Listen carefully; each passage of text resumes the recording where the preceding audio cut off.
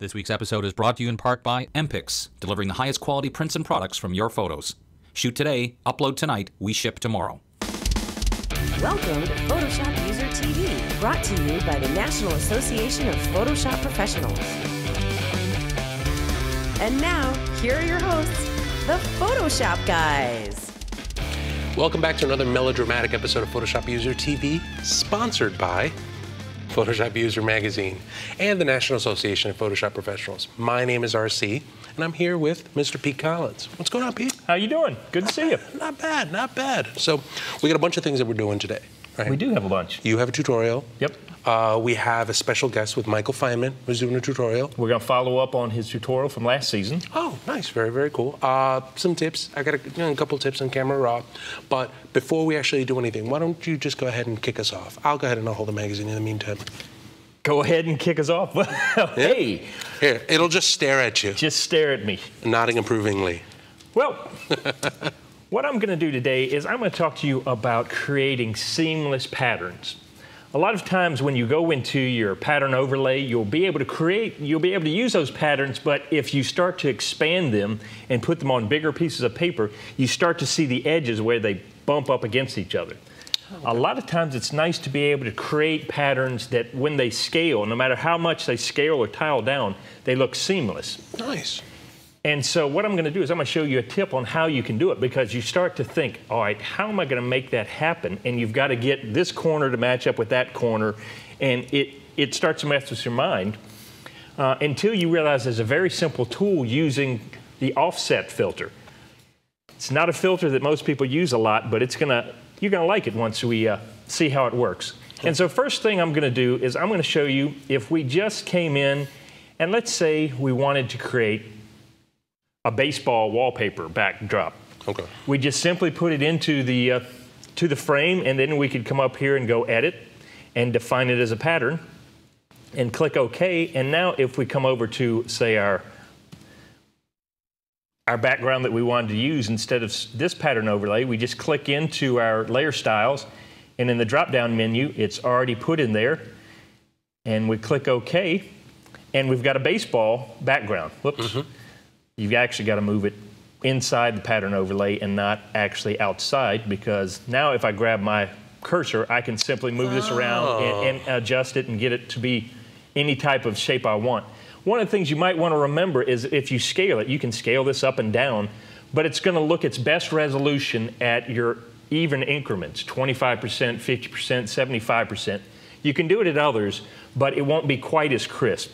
So, you know, I'm just going to plug in 25% for now, and I'm going to hit OK. I got to tell you, I didn't even know that. You didn't? I didn't know that part, that you can move. I knew that you can do it on the drop shadow, but I didn't know that you could do it on a pattern. Yeah, yeah. So you can Two tips. But see, the thing is, once you hit OK, you get used to being able to maneuver it, and so I go to grab it, and it's actually just going to keep in that window that I have. So You've got to undo and do it inside the drop down. Very cool. But now, let's say I want to create a multiple sports backdrops. Let's say you've got somebody that plays not only baseball, but if we create a new layer, let's say you have somebody that also plays, if I can grab my soccer brush, let's say he also, I'm going to hide this just so we can see it, plays soccer. And you want to use those two together to create a backdrop. Well, the problem is you've got to be able to put them both in an equally spaced area so that they will tile seamlessly. Well, so this is where the filter menu comes in. If you come down and go to Other and then hit Offset, you've got this offset of how many vertical and horizontal. The key is going to be you've got to make sure you click on Wraparound. What that's going to do is I've already set this template at 900 pixels by 900 pixels, so I know the measurements of it. Okay. So what I'm going to do is I'm simply going to take and I'm going to split half of the horizontal is 450, and I'm going to do half of the vertical. It helps if I actually hit 0 instead of 9. And what it does is it offsets vertically and horizontally, but that wraparound allows it to go to the corners. And so now you've got two objects in there, and if you define that pattern, now, once I hit OK, if I go over to my wallpaper and I click into my pattern overlay, instead of just a single, it's going to seamlessly tile both of those in there. And so now you can make it as big or as small as you want, and it's going to be perfectly seamless and perfectly clear. Nice, that's very cool. And that's pretty quick and easy to get an idea of what offset does. But let's say you want to create your own wallpaper or whatever you want to create seamlessly. It comes in handy that way. Let's say we want to create our own funky wallpaper. And I'm just going to use the rounded corners, rounded edges shape tool to create a pill shape. Well, the thing you've got to remember is if I had created this, I made all these mistakes while I was getting ready for this. If I took that same thing and I did it out here, the problem is it is cut off that left edge. And so if I go to wrap it around, it's not going to give me what I need. You've got to make sure that you create it in the middle so it's not cut off, and then with your move tool, move it to where you want. Okay, for it to be seamless, it's got to match up from one side to the other. So what I simply do is hit Command or Control J to create a copy of that. And now I'm simply going to go up to my offset, and I don't want to change my vertical whatsoever. So I put that to 0. But now I know I want it to go all the way around to the other side, so I change it, because I know the dimensions, to 900. And it's going to give me an exact cut where it was on this side to this side. So it's a perfect match from one side to the other. And so now I can do that with a couple other things. I'm going to do it right down here. And now I need to, oh, see, I messed up. I need to make sure I do it here and then drag it down. Command J. And then once again, I need to do the offset, but it's the exact opposite. Instead of 900 for my horizontal, I need 0, and I need my vertical to be 900. And the problem is here, I need to make sure it's negative 900, because what it's going to do is it's going to want to pull down and pop up the other side. So if you ever have a problem that it's not quite working, check to see if you're positive or minus in your dialog box. Dialog box, thank you. That's why you're here. Work out. And so now you understand that, and I'm just going to put a couple more little shapes in here, just because we're going to do some funky stuff. And now if I create a pattern with that, I'm going to say OK, and we go back over to our wallpaper, and I change it for that last one. It automatically will tile it seamlessly, and it's not just in a little box and it's got white areas around it, which would make it easy to see that it's a tiled pattern. This way, it cuts across and it makes it look like it's all integrated, because it's intersecting each other. See, and I still use a little bit of that stuff in some form of web design, because a lot of the times I'm trying to create something with a texture and I want it to kind of just repeat horizontally. Right. I may not necessarily do a square and go all the way down, but I'll do something that just kind of repeats all the way across. I'll do like on a web design, in CSS, I can take a body and then just have it tile X. So I'm looking for something that's going to look really, really good and goes all the way across. So that's a great... Well, and you can do it. You don't have to create your original tile to be square. It can be rectangular. It can be flat, or it can be vertical. You can do all kinds of things. You can even, once you start playing with it, get it so that it tiles and it looks like diagonals. I started playing with that. That takes a little more working with it, but you can do all kinds of stuff. If you want to create like carbon fiber backgrounds, it's great for creating small files that are very intricate that then tile out and create a nice, not real big file that then can cover however big your canvas is. Nice. And so it's using that offset filter really makes it easy. And the nice thing is you can use that offset filter once you realize it in a lot of things. Say you're building something and you want to move it over and make sure it's lined up exactly 300 pixels over or whatever. Just use your offset filter and you won't have to worry about kind of doing the shift, move, do all that kind of stuff. Yeah, like 2-3 tips in one spot. It's a handy little filter. Good job, man. Good job. Thank Hey, you. Let's do this. Let's take a quick break. When we come back, I've got a quick tip on something inside of Camera Raw. We've got Michael Fineman and a bunch of other things. Stick around.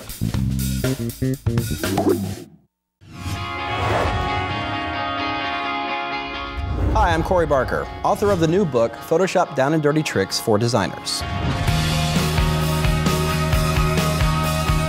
My inspiration for the longest time, even since I was a kid, has always been films, television shows. Everybody says, don't watch too much television or movies, but in my case, it actually helped because it really fueled my creativity and curiosity. I wrote this book because I know what inspired me as an up-and-coming designer, and this is the book I would have been looking for. There are books out there that that teach you the program, but don't teach you to be creative. And I think that's one of the things that's going to be different about this particular book, is not only does it teach you things about Photoshop, but it also teaches you how to think and look at things a little differently and maybe a little bit more creatively. If you're starting a designer, or even if you've been a designer for years, you're going to get something out of this book. We start from scratch or start from a basic photo and go all the way to the end to a finished product. There's no opening up a file that's 60% done and then showing you how to do those final touches. No, we're going to go from the beginning to the end on every single tutorial. Whether it's you're trying to figure out how to create that great logo effect or even do a full-fledged poster, you're going to have the elements and tools you need right here inside these pages.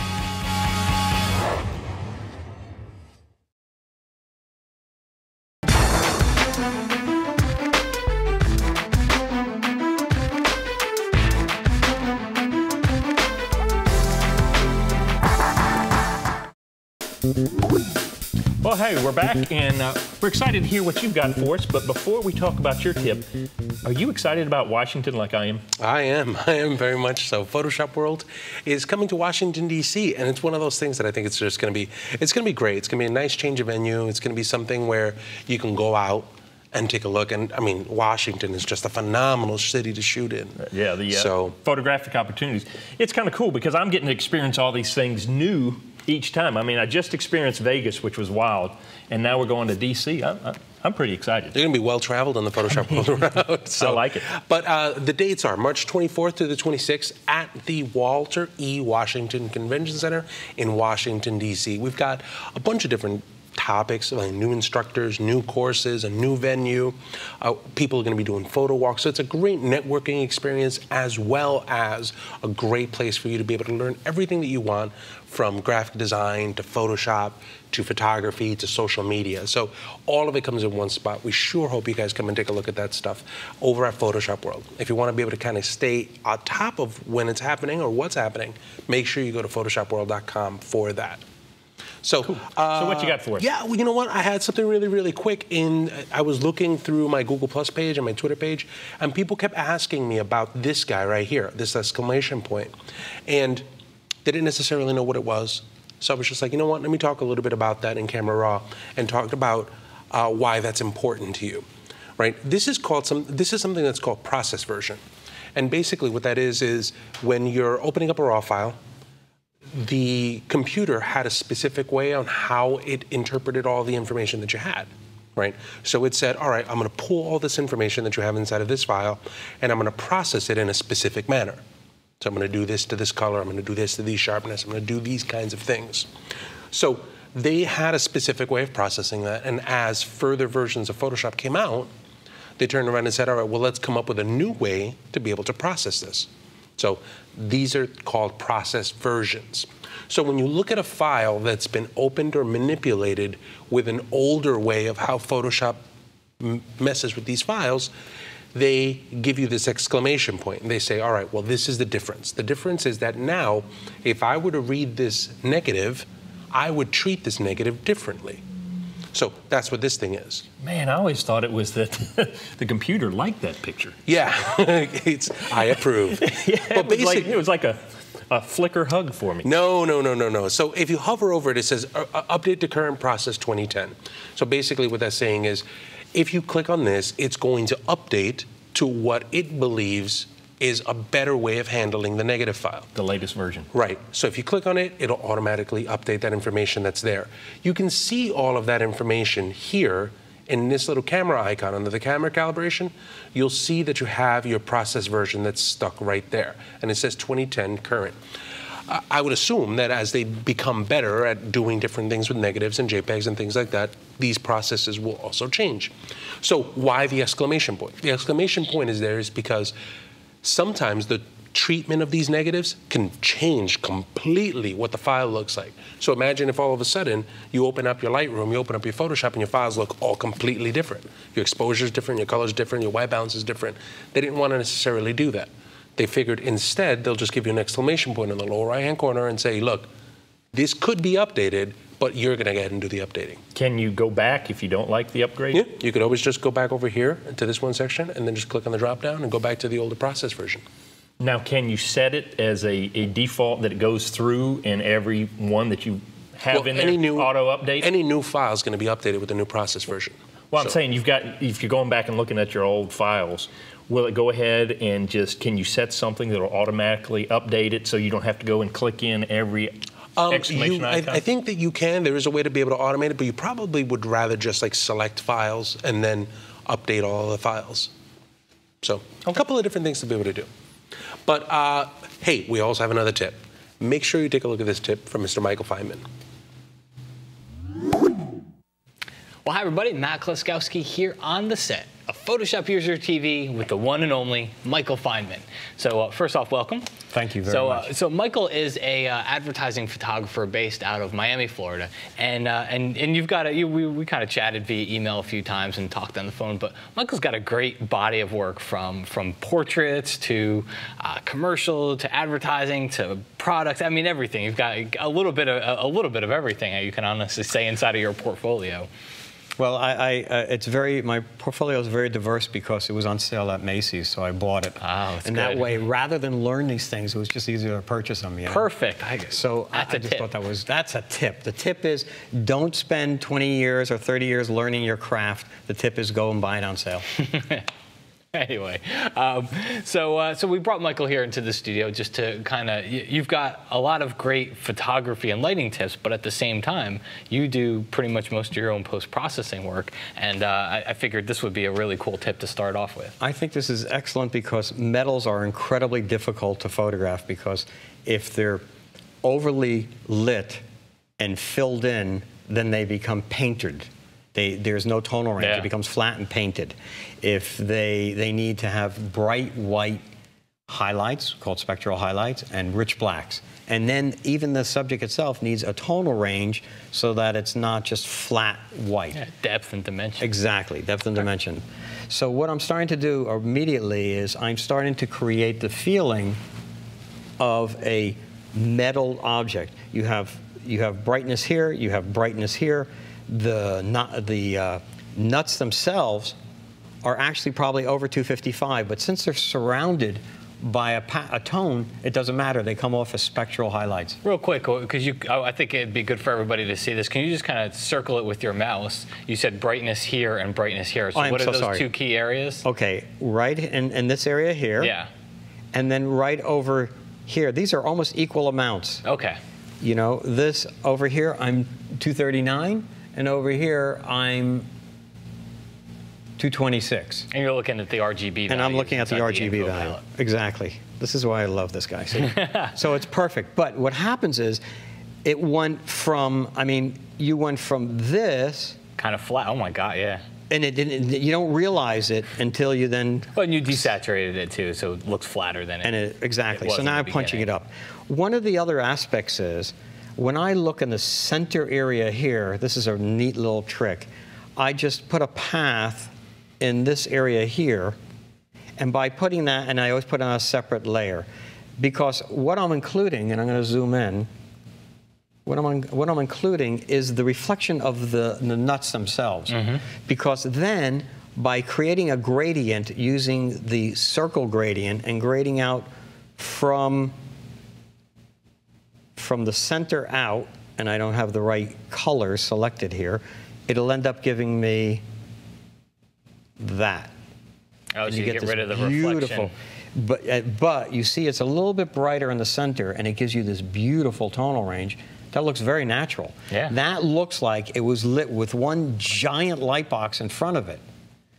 But if it was, all this would be flat again. So it's really a trick that people would not see. How do you get do you kind of just sample a couple of different colors from the existing chrome that's around there for your gradient colors? I start with my brightest white, and that's my center. Can you point with your mouse? I'm so sorry. Well, I think it'll just, Yeah, it makes I see it just great, but. Here we go. I'll start with this area right here. Okay. And that's my brightest. And then I'll take something a little bit darker here. Now here's the thing that's really great, and I'm going to do this here anyway, and I'll tell you why. Because here, let me select it. Command click on the object, and it's activated. And I'm going to do this now so that I can. It'd be nice if it was selected. There we go.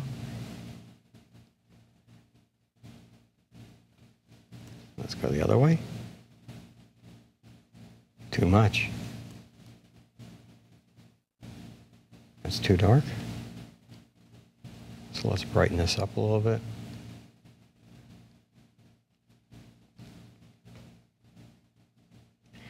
Now, because I have this on a separate layer, and I can create opacity in case I want to show some of my lighting there. Okay. And that makes it again even more realistic. Bring out some of the reflections. And I'm going to go back to my history and go back to where I was before I mess with anything. Here we go. So, because that was a much more realistic. This is the one I worked on, you know. Yeah. So, another thing that I think is great is, again, for metals, and I'm going to zoom in on the edge. What you have is the name. And this is an interesting thing. This is just burning down on a separate layer. I make a separate layer, and what I do with that layer is I fill it with 50% gray. But here's something very interesting. If you do not take that layer, and then I change it to overlay. So now we're at a medium point. But I'm going to tell you a really neat trick too. And so I'm going to go to this layer here.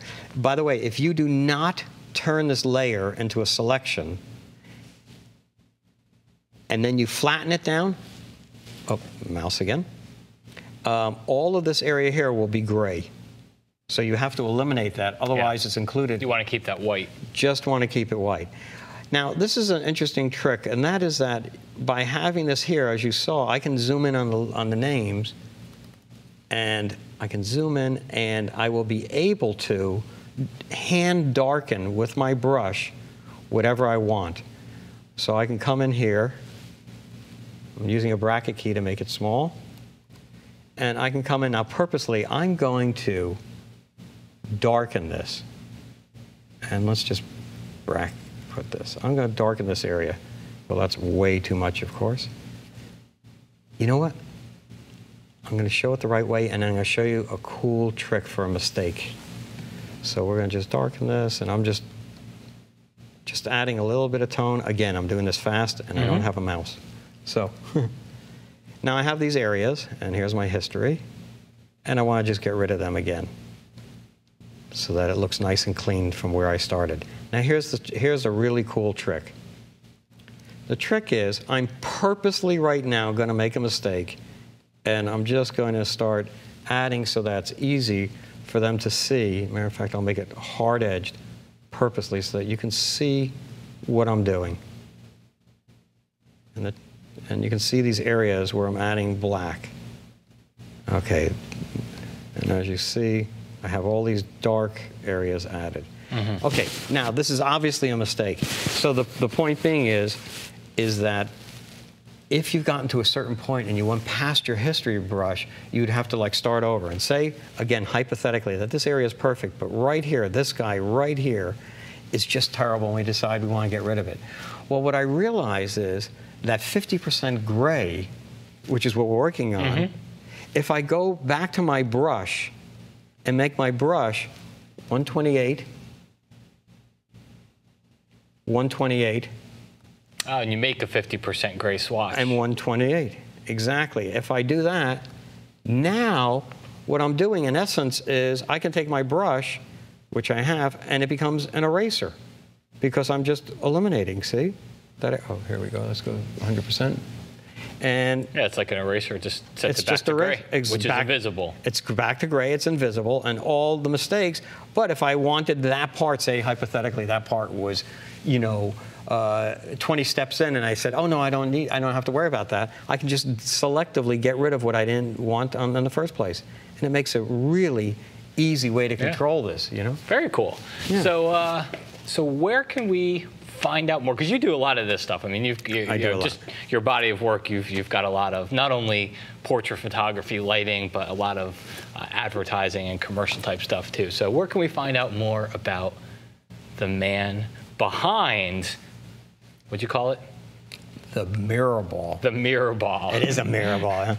My website is michaelfineman.com. Cool. So just visit there, and you've got your work on there, everything.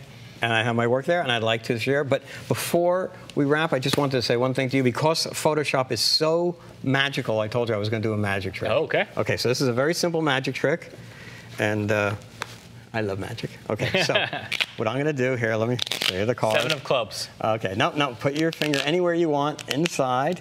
Okay. Ouch. Okay, show that to them. Show it to the audience. There we go. Okay. Now, you got it? Got it. Okay, put it back here. Oh, let's not look. Do I have to put it right on top? I Yeah, can't put just it- slide it anywhere I want? Or if you want to, it's okay. It doesn't really matter because we're going to now take the deck and put it here. And thank you very much. And that's it. That's the trick. No, the trick is very simple. We're going to make that card do a little teleportation, and we're going to make that card go through here. And Look at that. 8 of diamonds. 8 of diamonds. Crazy. Thank you. Thanks, Michael. It was a great to have you pleasure, on. man. We appreciate it. We'll talk to you again soon. Hey guys, Tom Bow here. We're at Copper Mountain in Colorado. We're working on a new class on adventure sports. We're going to look at a lot of different things in this class. Everything from high-speed sync fill flash to working in portraits in a ski area environment. We'll look at gear concerns, what kind of pack to carry, how do you work on and off a lift. There's a lot of logistics that go into shooting skiing. We'll talk about getting that classic powder shot. We're also going to do one of the most classic things for ski photography, and that's seaming together a whole sequence of moves. It's absolutely fantastic. It's going to be wild. Should be a great class.